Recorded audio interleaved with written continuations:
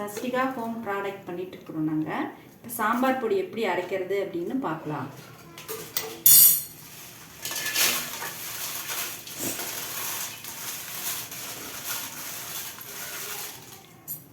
முதல்ல மிளகாய் போட்டு நம்ம வறுத்துக்கிறோம்.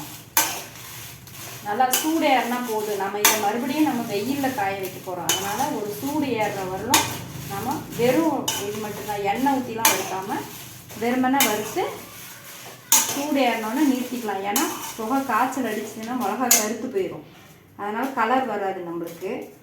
அதனால் நம்ம அப்படியே சும்மா 2 வறுத்துட்டு எடுத்து வச்சுக்கணும். இதை நம்ம நல்லா வெயில் அடிக்கும் போது நல்லா காய வச்சு எடுத்து வச்சுக்கலாம்.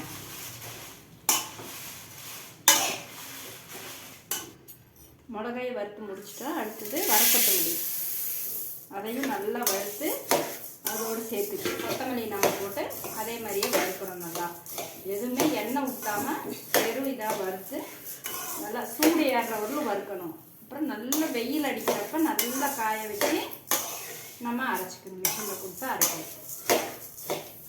கொத்தமல்லி வாசம் வரவர்களும் நல்லா வறுக்கணும். நல்லா வறுக்கும் போதே நல்லா வாசம் நல்லா ஜம்முன்னு வாசம் வரும். அப்போ நாம் அதை நிறுத்திடலாம். அப்போதான் அது வறுபட்டுச்சுன்னு நம்மளுக்கு தெரியும். மிளகாயும் கொத்தமல்லியும் நம்ம வறுத்துக்கிட்டோம். அது கூட இந்த பொருளெல்லாம் நம்ம சேர்த்து நம்ம வறுத்து வெயிலில் காய வச்சு நல்லா அந்த மிளகா காஞ்சிச்சின்னு அர்த்தம்னா மிளகா உடச்சி பார்த்தோம்னா டப்புன்னு உடையணும். அந்த மாதிரி இருக்கும்போது எடுத்துகிட்டு மிஷினில் கொடுத்து அரைச்சிட்டு வச்சுக்கணும். எல்லா பொருளும் வறுத்தாச்சு. நல்லா பக்குவமாக வறுத்து எடுத்து வச்சுருக்குறோம் நாங்கள். இதை வெயிலில் கொண்டு போய் நல்லா இந்த மிளகா பொறு பொறுன்னு காயிற அளவுக்கு உடச்சி பார்த்தா டப்புன்னு சத்தம் வரணும். அந்த அளவுக்கு நல்லா காய வச்சு இதை நாங்கள் அரைச்சி மிஷினில் கொடுத்து அரைச்சி எடுத்துகிட்டு வச்சுருக்குறோம். காய வச்சு அரைச்சி நாங்கள் எடுத்துகிட்டு பேக் பண்ணி வச்சுருக்குறோம். இப்போ உங்களுக்கு யாருக்கு வேணுமோ சொல்லுங்கள், பேக் பண்ணி கொடுக்குறோம். யாருக்கு வேணுமோ நம்பர் கொடுத்துருக்குறோம் டிஸ்கிரிப்ஷனில், அதில் பார்த்து நீங்கள் கேட்டு வாங்கிக்கோங்க.